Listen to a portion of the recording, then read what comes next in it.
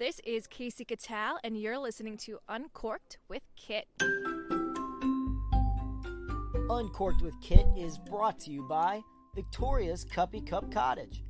Get yourself or someone you love a custom-made stainless steel tumbler at victoriascuppycups.etsy.com. She offers a variety of styles, colors, and sizes to choose from. When you use the promo code UNCORKED, you'll get $5 off your first purchase. A link in the description below.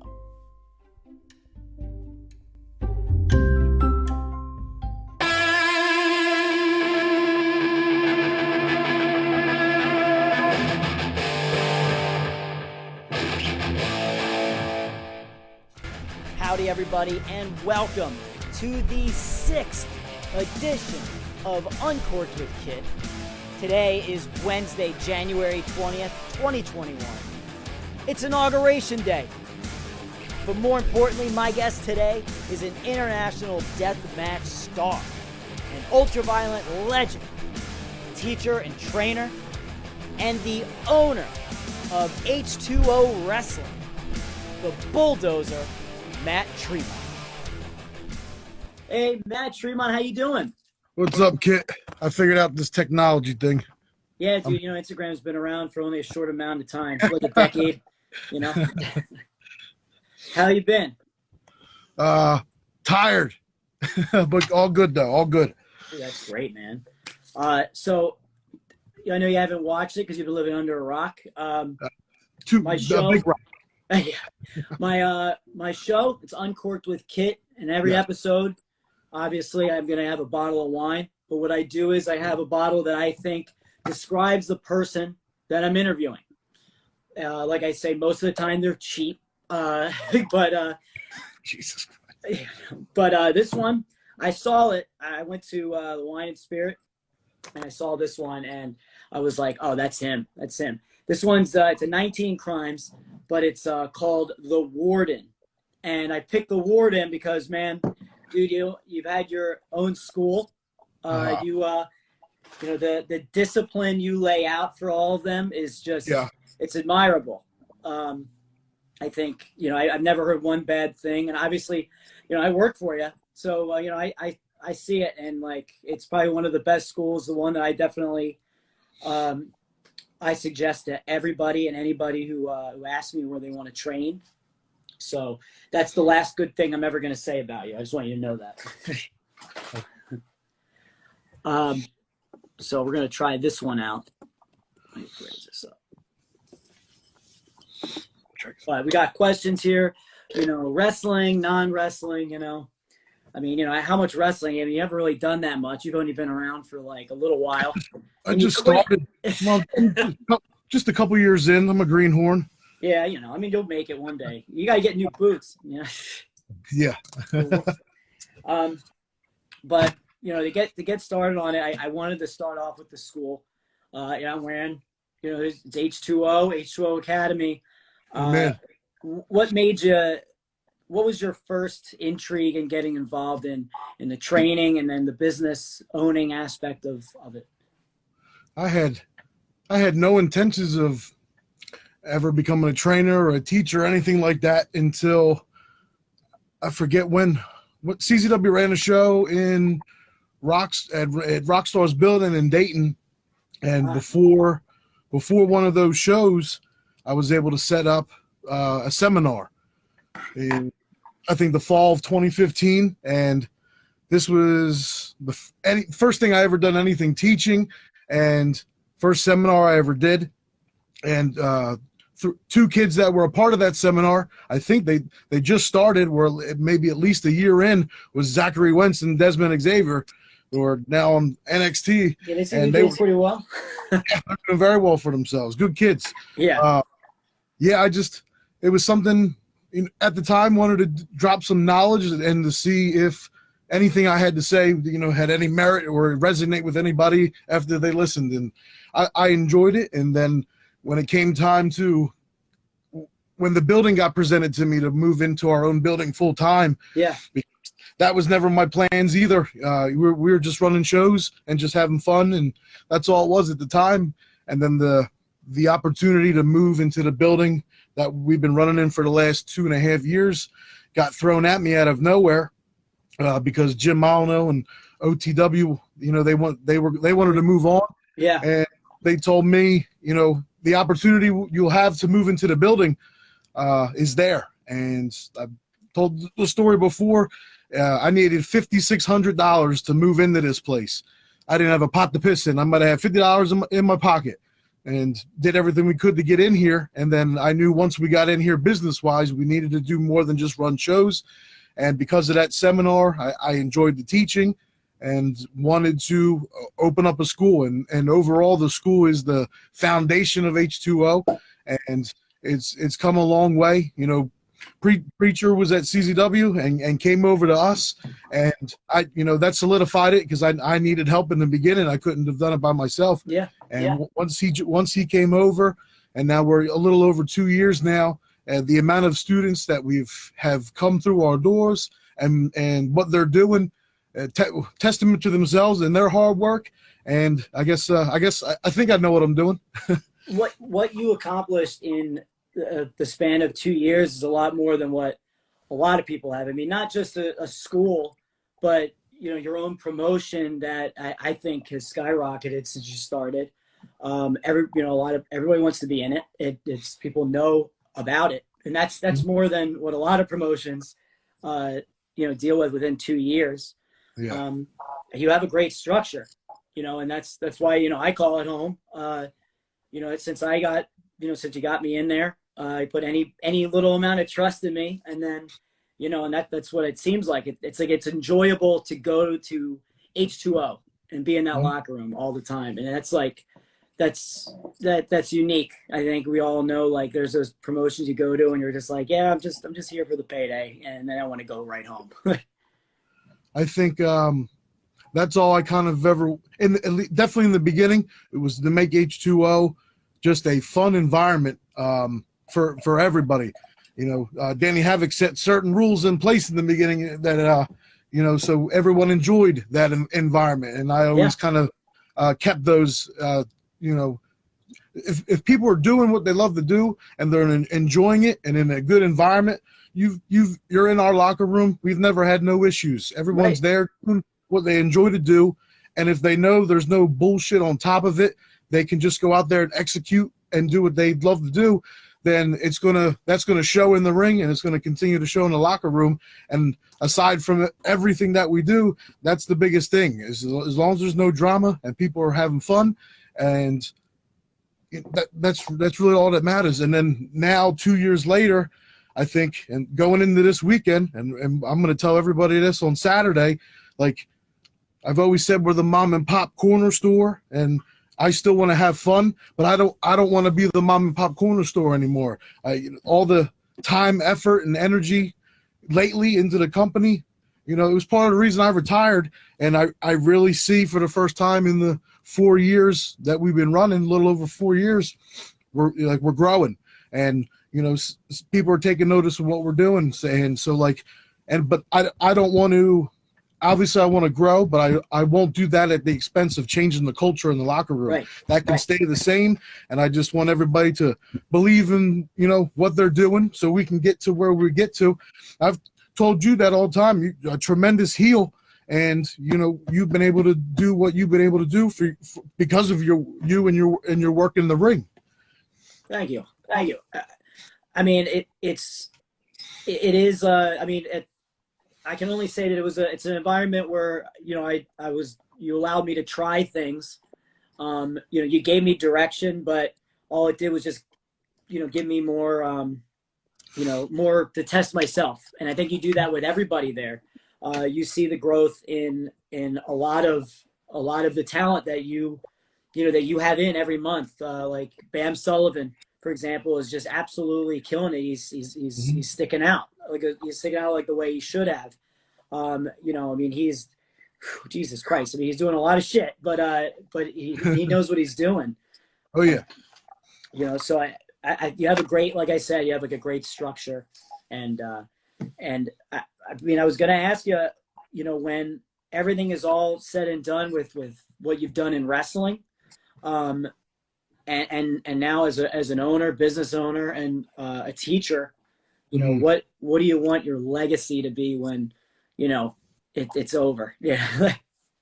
Um, it's a lot of the things I've been saying as of late, and I can generalize in any conversation that I'm having anymore, because whether it's I'm talking to the students or I'm talking to veterans in the locker room, or I'm talking to you now, the accolades and accomplishments don't mean shit. This is a fake business, but and real at the same time Yeah. in what we do, because we're so passionate about it. But all that stuff doesn't mean anything I said it when I retired, when I'm walking around Walmart on Tuesday just because I was CZW champion. That don't mean a fucking thing. As long as I've been able to separate both worlds, Yeah. you know, for a long time. And the best thing I can leave behind is knowing, you know, at least in the wrestling world, doing what the veterans did for me, giving back to the business, being unselfish to a selfish business, and just giving back to people and being a good human being. If I know I can go to sleep every night knowing, you know, I treated everybody how I want to be treated, and because of that, you know, build up just good relationships with people, and I can, you know, go to sleep at the end of the night and say, oh, I didn't do this corny shit that this guy did, or this guy that did. Just treated everybody like a goddamn human being, and that goes a long way. And if I can die with a smile on my face and everybody said Matt was a good guy, that's all that matters. What you do, like with your students, it reflects that, you know, when they you know, you reward them when they're doing well, when they're dedicated, and they, you know, they put the work in. And I think, you know, I don't, not like I watch every training facility, but I mean, you don't really see that as much.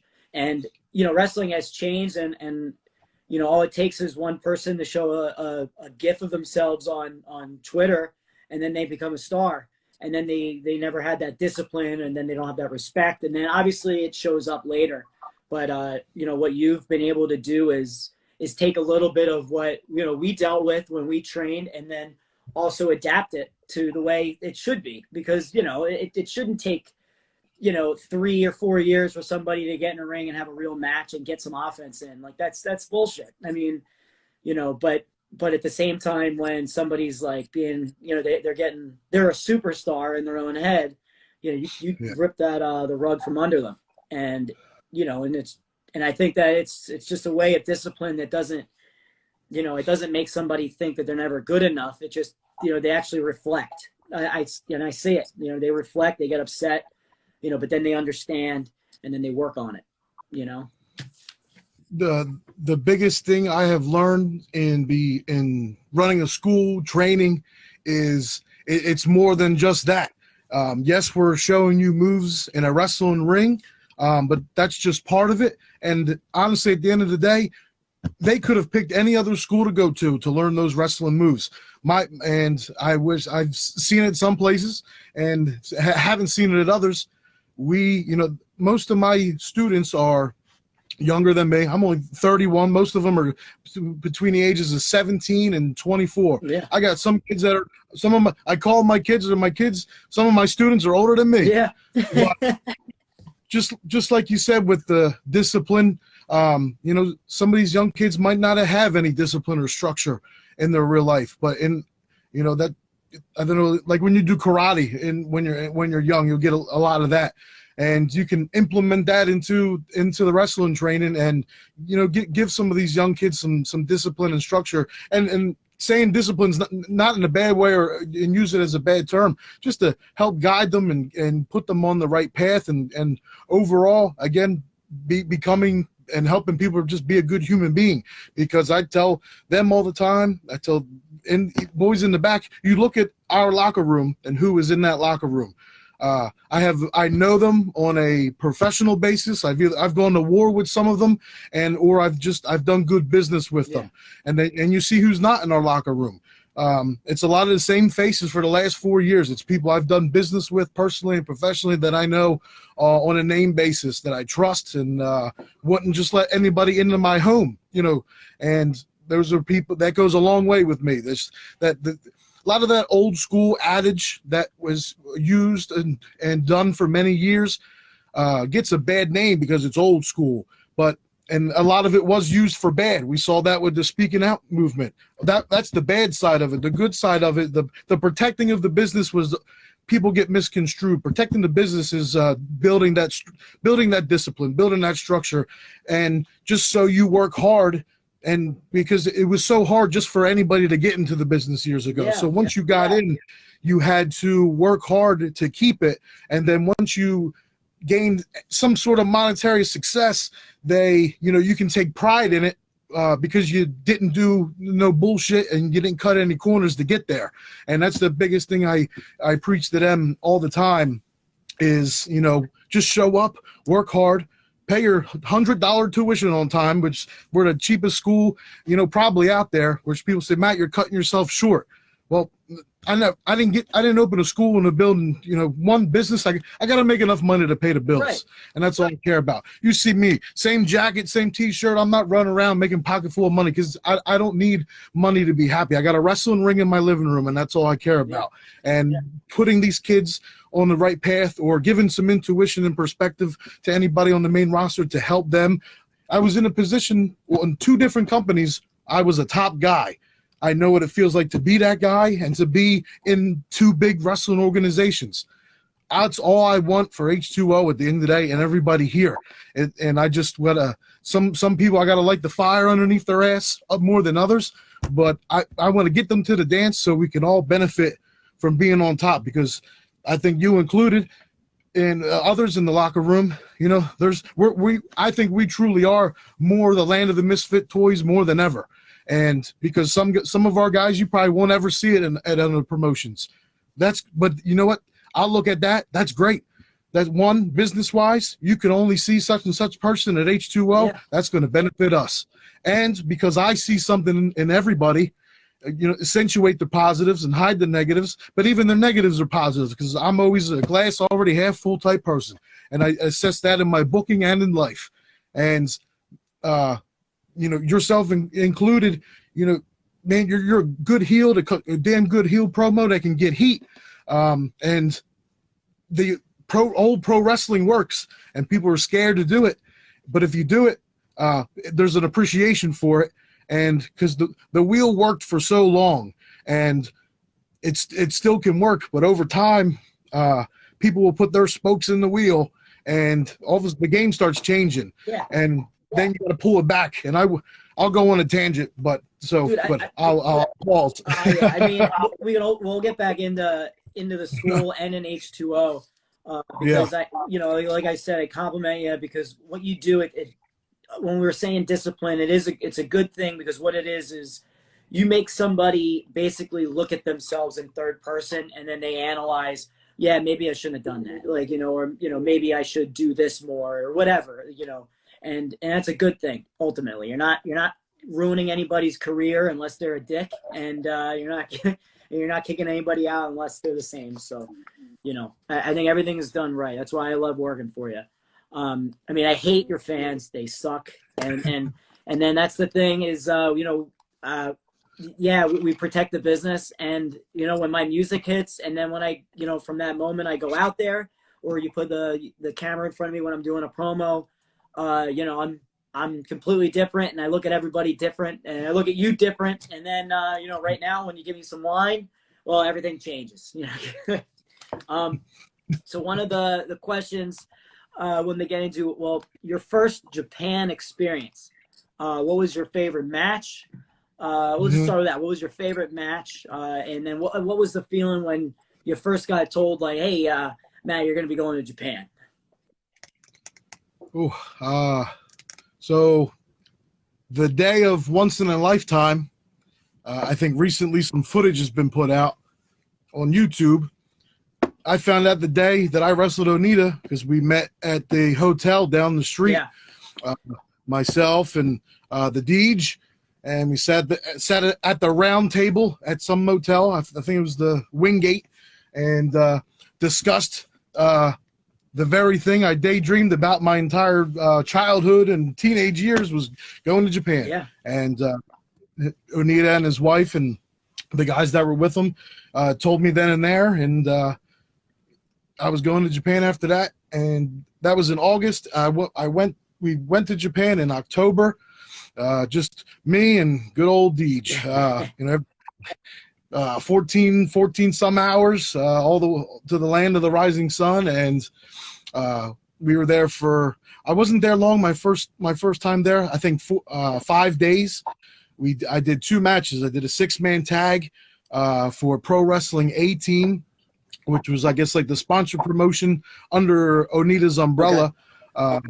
And we did a 6-man. It was just me, DJ, and Chainsaw Tony, and a 6-man tag against three young boys. Okay. And it was just basically a 6-man tag squash and brawled everywhere. It was it was an outdoor show that was underneath like a 90 like the equivalent here if we ran the show out back at the ECW arena underneath the overpass under 95. Okay. And that was squashed, and then the second match was the big one that I waited for. Not the one-on-one, because the one-on-one never really was going to happen, but it wound up being 5-on-5. And a little different. Yeah. And I got blown up in smithereens by the bombs on the exploding no rope barbed wire match, and I couldn't have been more happy. I could have died with a smile on my face, and I could have been buried me 6 feet under the next day. All I wanted to do was wrestle in Japan, and I got to do that against Onita and get blown up in explosions. That's awesome. With Onita, I remember the first time I saw him, and I was, when I met him, that was awesome. But I remember watching tape of him before, and it was his entrance that always got me. And I love, the presentation of things, and that really was all because of the fans and how they reacted to him. But man, when that motherfucker just pulls out a chair and just sits down while like 20,000 people are looking at him, and then he just lights up a cigarette. First of all, I wouldn't even be able to light it, if that was happening, and he just sits back and he just enjoys the shit out of it, is like immediately one of my absolute favorite entrances of all time. And I just thought, I don't give a shit what that guy does in the ring. Right there, he already won me over, and I was 7. So that's so Onita. He sticks out. And then obviously his matches with Terry Funk and all that. It's just it's amazing. That is a spectacle, which it brought to me was they were asked what's your favorite match, or not your favorite match, but say favorite type of death match in Japan. But I think death match anywhere. Anywhere in general, it's the match I've done the most, that I did the most, was no rope barbed wire. That's my favorite match as a fan, and as crazy as it sounds, favorite match I'd like to partake in and get violent and get bloody and cut up. I don't know. That's what makes us pro wrestlers, because you have to have some screws loose to do this shit. And I did 51 no rope barbed wire matches. One exploding no rope barbed wire match. But yeah, I love them. They're my favorite. You can tell a good story. Onita did a bunch. Sabu and Terry Funk. Yep. Lobo, Zandig. Some of the best no rope barbed wire matches of all time, and I got to do a lot of them, and I enjoyed them every time. I'm a big fan of the exploding death match. It's funny, that's your favorite is no rope barbed wire. That's my least favorite. Every time you ask me what do you want, and I'm anything that doesn't have as much barbed wire. And the only reason is I'm fine with landing on it and all that, but the second my hair gets caught in it, dude, I want to murder everybody that even comes near me. But yeah. Well, you got nice hair. You don't want to fuck it up. That's all I got. You see my moveset. I don't even know what it is, but I love the exploding death match. I would absolutely love to be a part of that. Even with the bat, I think is just the coolest thing on the planet. Tell me, because I've never actually asked you. How does it feel? I feel it's probably terrifying at first, and then you kind of adrenaline, and you're all right. Kind of like Goldberg walking through it or something. I would say the when I hit the barbed wire in exploding barbed wire. I mean, yes, you're hitting barbed wire, so that same feeling, and then the explosions, super loud and very hot. Yeah. And then the bat, when I got hit with the bat, probably the loudest goddamn thing I heard. Like my ears, I couldn't pop my ears until well after the match. The ones in Japan, because they're so damn loud in Japan. The bats that we had at once in a lifetime, you could have woke up a turtle. They were nothing. But at least we had the bats, and I guess we got a C for effort. I mean, I enjoy it. I think it's part of the spectacle that, you know, like when people first saw light tubes, man. Like, I mean, I know when I first did, I think the first time I was there, I was at a CCW show, 2004. And I remember, I don't even remember who it was. It probably was Gage or something that, you know, that swung a light tube, and it blew my fucking mind. Like, I didn't even think of that being a thing until my friend Justin took me to one, and then I saw it with my own eyes. You know, and now obviously I don't even bat an eye, but then it was just the most amazing thing, you know, that pop and everything. It didn't matter what it was or how simple, you know, the swing is. It's just that sound, and it just gets you. And it gets me as you know, a wrestler and deathmatch wrestler. I just, you know, it still blows my mind. And the same thing with the explosion. Like, it's just the spectacle that it is. If it makes a sound, and they like it. Absolutely. And then what is your favorite non-wrestling experience in Japan? Just going to Tudakan, which is like the wrestling collectible store there. I had my own store, so like I wanted to see it, and, you know, see what ideas or what things they had set up and everything. It's just that was the thing I popped for the most was over there, just going through all the VHS tapes and seeing DVDs that I was on, CZW DVDs in the store in Japan, you know, looking at myself. So as something as simple as that, you know, was the coolest thing for me to, you know, see my ugly mug on a DVD, and you know, somebody's paying for it. It rules. I'm in Japan. It rules, man. I mean, just knowing that there's somebody in like Germany or whatever, and then they're buying something, and they're a fan of you, and you didn't even know that. And then they find out your address. But it's what I just saw, actually, it was probably yesterday, was somebody posted a beer that had Nick Gage, Fat Gage on it, well, not present day Gage, you know, Gage from like 99 on it, and I'm just like, what the fuck is that? And I have to send it to you. I'll have to post it on here. I'm like, who the hell finds that? You know, where? It's like, that's more rare than, like, you know, the Zandig action figure. It probably is.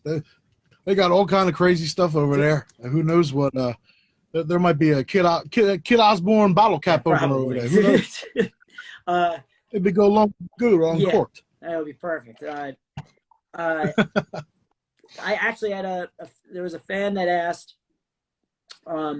what piece of merch, I got any wrestling merch that I guess I'm gonna guess, you know, that you don't own, that you know, that you wish you did, or something, you know, something that you know, that you're aware of, that you're like, I want that, and I want it in my house. Like, I want that hanging above my bed, like something like that. I guess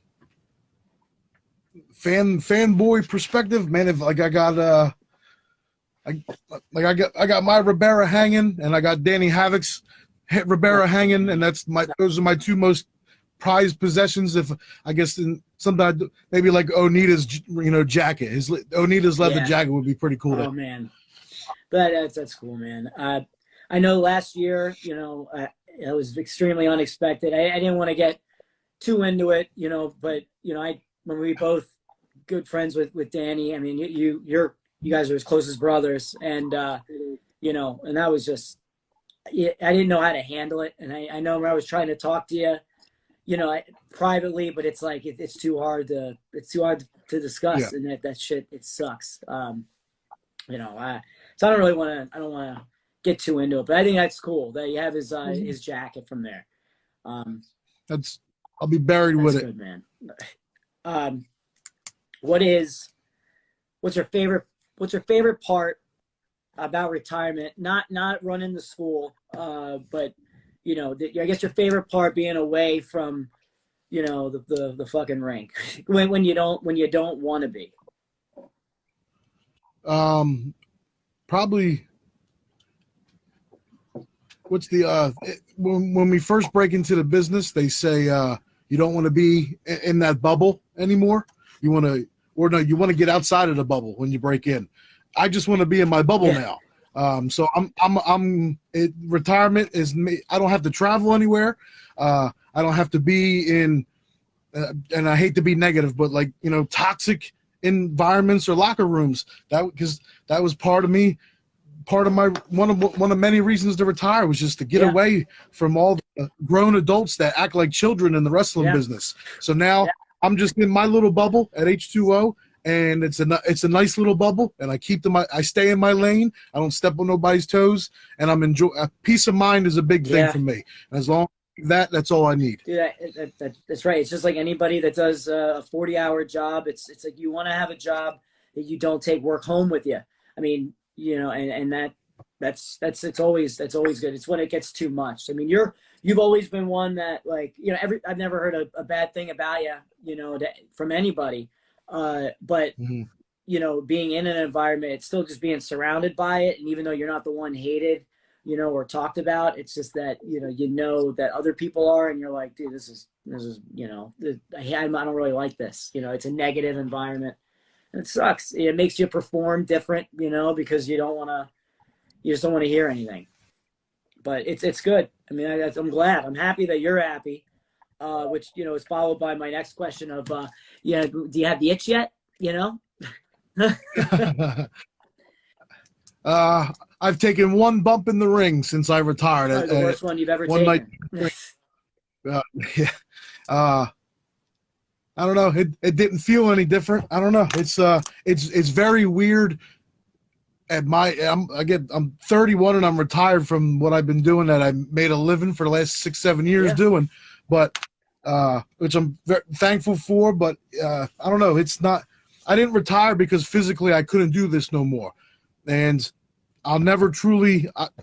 When I want to put it out, I'll put it out. But in my retirement speech, I said I didn't want to retire, but I have to. One day that will come out, and it was all for a greater purpose. And I think in our locker room, everyone will see why, and I hope. And it's when we get to where we want to get to, and that's the greater purpose. Grant passing was the biggest reason of them all. Again, we were just talking about going outside of that bubble and being around people. I didn't want, that was a big reason. And physically was, but that was on the bottom of the list, because on my way out, I was having some of my best matches. I won match of the year kit, and I hit one move in my match. Dude, I'm jealous of it, man. Anytime I have a match, with anybody, it's less often that the person's like, oh, we don't need to take that many bumps. And that means, does that mean that, we, or does that mean, the royal we, as in, you? You don't have to take that many bumps, but you want me to take them because I'm small and you don't think I feel pain. So I'm like, yeah. Tell me more about that match that you didn't bump on. I love that. It's working smart. Yeah. Why do you think I love talking? Yeah, you should talk them into the seats, and that's not being lazy. No, less is more. That's just yes.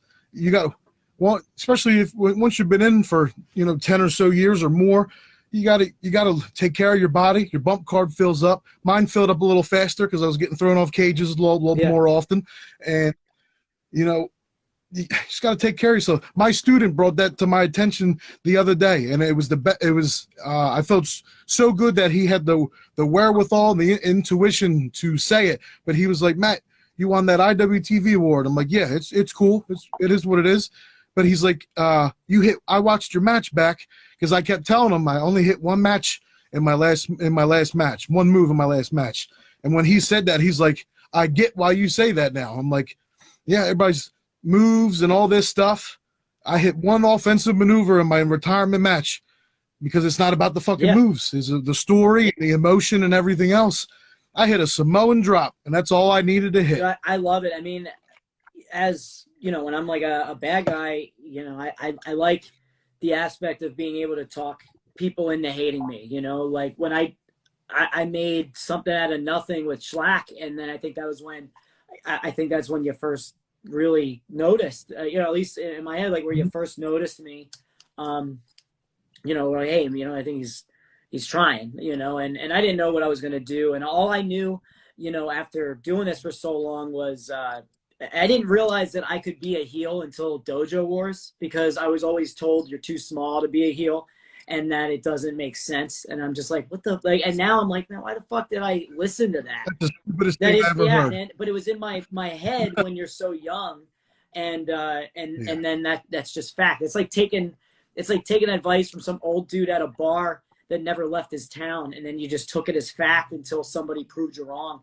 And that's what happened at like a Dojo Wars. I went to one, and it was one of those you don't know who you're wrestling match. You know, you take it out of a hat, and everybody loved Ryu, the Bad Boy 2 at the time, and they hated me, and then I just was just how I am now, and they're just doing that in the ring. And then when I had the opportunity with Schlack, you know, I just went with it. I was like, well, dude, you know, Schlack, everybody loves this dickhead. So why don't I just attack everybody that loves him? And then it fucking worked. You know, like good the shit. Same thing with Tara Calloway right now. I mean, she's such a warrior that you're bringing her back. You know, I don't even want to get into that, but. Well, that's all you, buddy. I really appreciate the post advertising for this. So, yeah, thank you. But so, you know, so it's nice, you know, we're, you know, how we all learned, and then we, you know, we learn from these things, whether it takes like 10 years or, you know, or some of them to like 6 months, and then they're a big star. And it's like, man, I'm just jealous. Like that's awesome. Like I wish I would never be able to do that, but you know, it's, you're here or there. So we talked traveling, as that's one of the things that you're happy to be in your bubble. So what's the worst road story you got? What was like, you know, one of the, whether it be weather or without saying a name, or you can, I don't fucking care, but who you were traveling with. Man, it's the only story coming to my mind. I didn't have nothing bad. I guess the collective that just happened in October in Indiana. So that was my first like far road trip in a while. And you drove it, right? You were all a bunch of kids, man. I'm like, oh my god. And that's what made it worth it, because originally I was just only going to do the GCW with Alex, and you know was going to fly. And then the wife looked at me and she's like, "Well, you know you're not going on the road no more. Can we get one last road trip in?" And I was like, "Sure." And then Ian hit me up, so you know want to be at another date, and then she's like, "What about bringing some of the kids on the road?" So that. My last trip was one of my best trips, and it was the first one with, you know, the students, and I just trying to remember of a story. On the way home, we were I don't drive, as people know, but boss lady didn't want anyone else driving the rental because I don't think you can, and she didn't trust nobody to smash it and keep us alive. And on the way home, we're all tired and trying to stay awake, and it's Sean Henderson was with us as well. And she may have swerved once, and I'm trying to wake everybody up. So I'm like, somebody needs to do something to keep us awake. And Sean just and he does it now. He just went into his Kevin Sullivan impression, and he just started doing these, just talking like Kevin Sullivan and doing these crazy stories. So good that I was belly laughing the entire rest of the way home. We had about 4 hours left, and he did it I'm like, Sean, do this Kevin Sullivan impression for 4 hours straight and make us laugh. And he did it the whole way home, and then he's been doing it ever since we got back from Indiana. Man. Dude, I actually, that reminds me. I like how that's not even a bad story. I mean, it's a. No, I don't got a bad one. I'm like, wait a minute. I was. I remember when we were. Where were we? We flew. It was me, you, and Jimmy, and we were in. The fuck was it? Was it ICW? But Horror Slam. Yeah, Horror Slam. And we were like, they were awesome people and all that, but like we didn't know where we were staying, and then we didn't know that we were going to be in the building for like 8 hours after our matches, and then we're just sitting there. Like, I've never been so tired. Where like I'm in an area like where is that, Michigan? No, that's not Michigan. Yeah, Michigan. Yeah. And I'm like, dude, I want to, I'm like, in my head, I'm always like, I want to go wherever like the local tavern is or whatever it is, because I just, I want to just check it out. But, at that point we were so plumb tuckered out that like we're just sitting on the stage, and then we're just like, dude, like I want to, like if a plane hit this building right now, that would be the greatest thing that could ever happen. Like, I'm so tired that I don't ever want to wake up. And, and then when we finally went, like, that was whatever. But the impression, I remember when Jimmy Lloyd did Danny D'Amato, and he just pulled it out of left field. And, like, I don't remember ever laughing so hard in my life that I thought, like, I was going to have, like, something was going to happen. Like, I thought, I was going to pull, like, the worst muscle in my side. But, dude, like, any impression that's good enough will just make me fucking crack up. And I'm wide awake all of a sudden. Impressions are the best. Let's see what time. We got a few left. Let me see here. Where do you see H2O in 5 years? Cool. Well, definitely in this building, because I'm locked in a lease for another Perfect. 5 years. Great question. But yeah, I mean, this I will always want to be the foundation. We've built our roots here in Williamstown, and we've been running here for so long. People know where we are. They know where the shows are, and it makes it easy to build the foundation. Over time, if this can grow and still become just a school and be more of a performance center over time, get another ring in here, and just be a open every day, 7 days a week pro wrestling facility, and be able to move to a bigger venue and run our live events as far as big shows. And just, man, biggest thing, keep just being business and running, and being able to, if we have the same cast of characters that we have right now for 5 more years and 5 more years after that, and to grow it, like we've grown, so we grew so much during a pandemic, which is crazy. We ran more shows than we did the year before, and we did that, limited resources and everything, and what we've been able to grow to, like. And I didn't know we even be where we are right now. And people might think, well, where is H2O? But having the just long term, to think of where we can get to. I want to run big arena is, I think, a modest, realistic goal. Definitely is the ECW. I love the ECW arena, man. We had, we wrestled in that building. We know how much it means to us, and that's a big goal for me. And then not to just run a show, like to run our biggest show ever, whenever that is, at whatever point. I want to take H2O to Japan. Those are my 2 big things as a promoter, as a goal here for myself. And, who knows? Because the platform with IWTV, is huge. Yeah. That distribution we have is huge. That changed the game for a company like us. And it's given us, It's given us a lot of different eyes for people to view us. Again, when there's not a lot of competition in town. There's only a handful of companies that have been running, and that's, again, that blessing in disguise that's been good for us. And soon things are going to open back up, and everybody's going to be running again. So I just stay on our tippy toes and keep working hard and doing what we're doing. And what we're doing is pro wrestling. If you're watching H2O, man, the violence is less, but the violence means more because we're telling stories, which nobody else is doing. And it's not hard. It's not rocket science. I'm not sitting here, tapping my brain, can't think of nothing. It's the wheel go back to the wheel that's worked for a long time. It worked.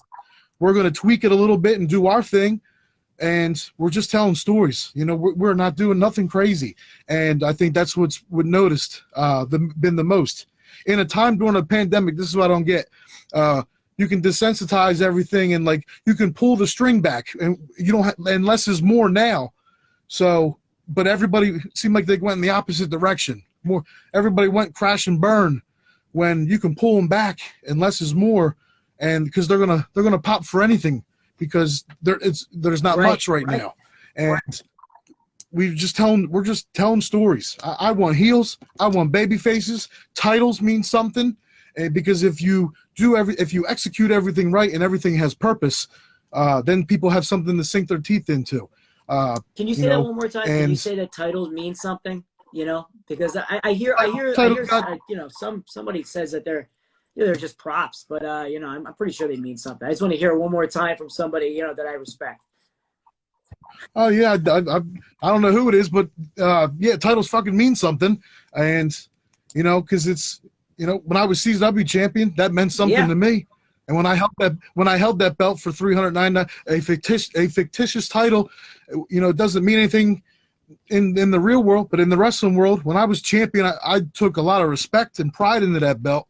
And I when I held it, I felt like I was the NWA champion, and because I was the representation of that brand. And I'm the right person at that time to do the right business for this company and put the belt on you.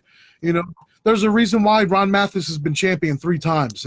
We take the hokey pokey wrestling bullshit out of it. He gets heat, and the chase is always in the money is always in the chase. And him having the belt is going to do good business, and it has done good business. And in that time, we're going to build up a baby face or build up whoever. You have to have something to strive for. In the streets, a lot of guys fight in the streets. They ain't fighting for free. They're fighting for money because they got to survive. In this world of the work, we need something to strive for. Money can only be one thing, but if we're fighting for money, then it's not a work anymore. It's a shoot. But we know the difference between the worlds, so we need something to fight for. We need that title belt. We need that trophy. That's what pro wrestling is. And if you're not, you're pissing on something that either you can't do well or can't understand. Because a lot of these guys today, they can't book themselves out of a wet paper bag, and that is what it is. Pro wrestling. I want purpose in my pro wrestling. Right. We all want that. A title, what it title emphasizes is exactly what, if some guy or some girl at a bar that 2 guys are fighting over, it's for something, or, just to be acknowledged. But, that's what it is. It can't always be, it creates a story. It is what I think it does is, there are people that might not think they want the title, and then when they have it, and then the respect that comes with it, and then obviously the expression the world champion makes the most money, and to be able to have that belt means that you're the top guy in the company, and I think everybody wants to be the top guy. Nobody's there just because they like getting their ass beat and they like to not be able to walk when they're like 50. 100%. 100%. With the building, I think, what you like, you see pictures, man, of just 2 years ago or a year and a half ago or whatever. And then from that to now, what you've done, and it's little by little. And I think that's awesome. It's like, it's a house, it's a home, because every time when you buy an old home, they improve it little by little, as they go on, and people notice, oh, I didn't know that. I don't remember when, you painted the walls black, I don't remember, it fucking really made the room better and the ambiance better. And it changes the mood of something just like that. The lights and everything. I think I keep wanting to ask you, what the hell is above the entrance? Because I just look at that and all it does is remind me of the ECW arena when like there are those seats up there where all of us would be able to sit. Yeah. So yeah, technically that is like an eagle's nest up there, which I guess rhyme and a reason for everything. Like when you get here on the 23rd on Saturday, you're gonna see what we did boy. Because I'm not, during the pandemic, it was just the entrance. When we came back, we had TV screens and we had the big screen.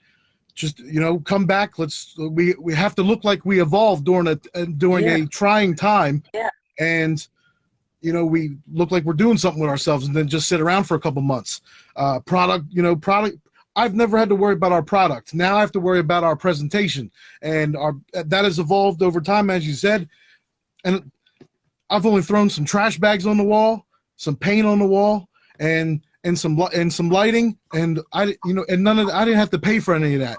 Why? Because it was all goodwill built up with people that I'm friends with because I was good to them. And it's not all comes full circle. Just being a good fucking human being goes a long way. And that goodwill, they know I appreciate because I appreciate them. And everything we have in this building, in that arena, it looks like it's a ring in a warehouse. But when you get inside, it don't look like it's just a ring in a warehouse. And that little eagle's nest, we're definitely going to be, I would, to not give away certain things, we'll definitely be utilizing in the future. Yeah. I can't wait till this weekend and people start to see what we're doing. The 3 Ps in wrestling: production, presentation, and product. You need those 3 things to, make all this thing work. Yeah, I love it. I love it, man.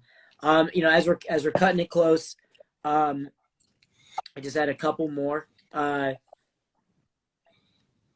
I don't know if first of all, I just to go back. I just want to say, this is me being fucking nice here. Is I love H2O.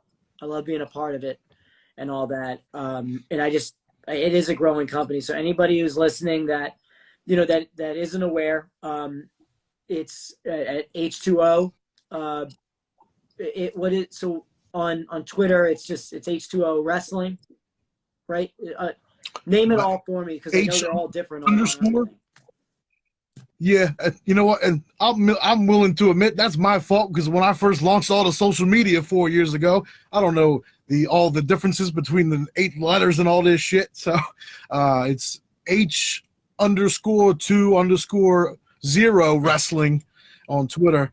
And then I didn't know the differences of all this, so we're making it all work now. I mean, you got a following. So it's H_2_0 Wrestling. On Twitter. And then what's it on Instagram? A lot easier at Hardcore Hustle org. O-R-G. So I want to get that out there. I mean, everybody check it out. They're on IWTV.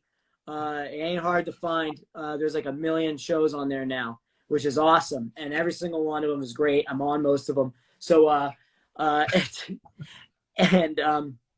wanted to get that out there before we close. And then this is where, I wanted to get in it.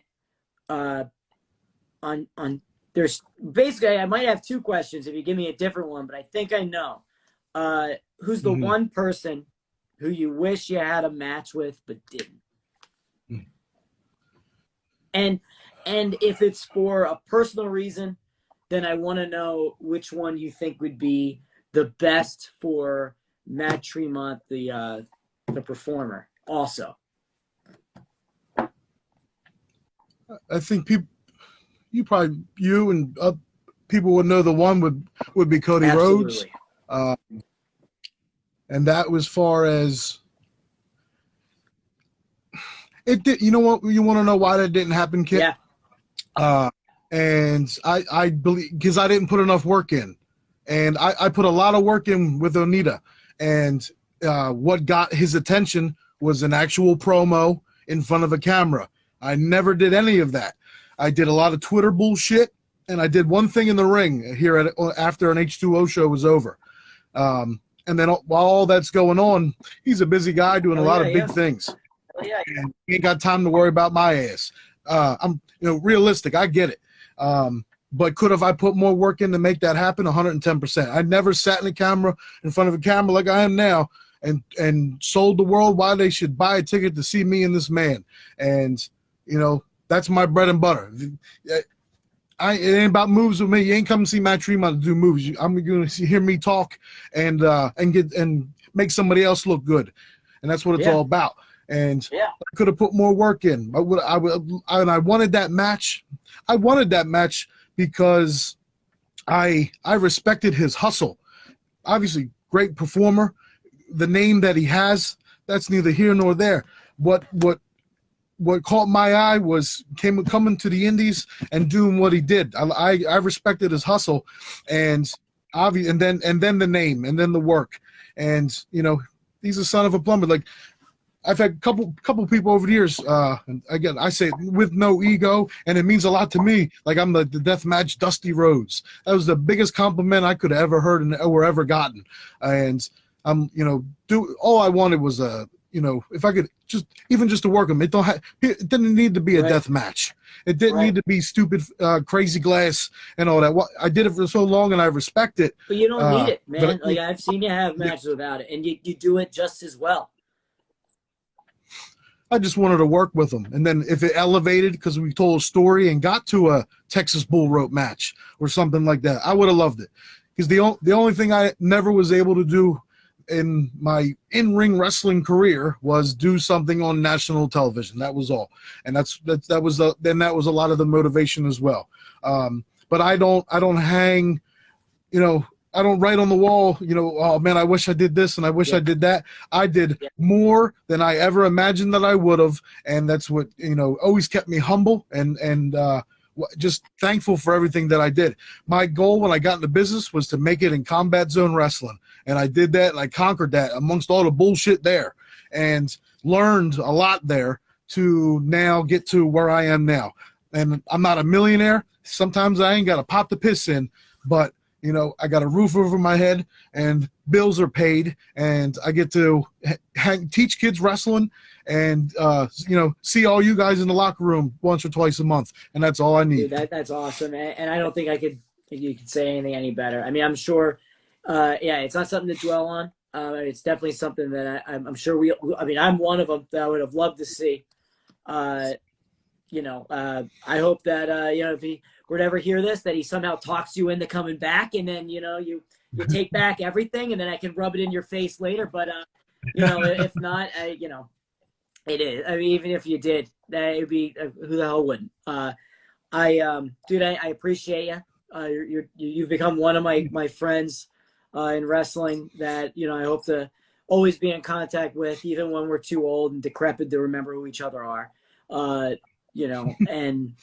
again, I thank you for coming on, man. And you're always, anytime you and I talk business, and like, hey man, I have this idea. And then I go on a whole tangent based on whatever it is, the hour of the night and what I'm drinking.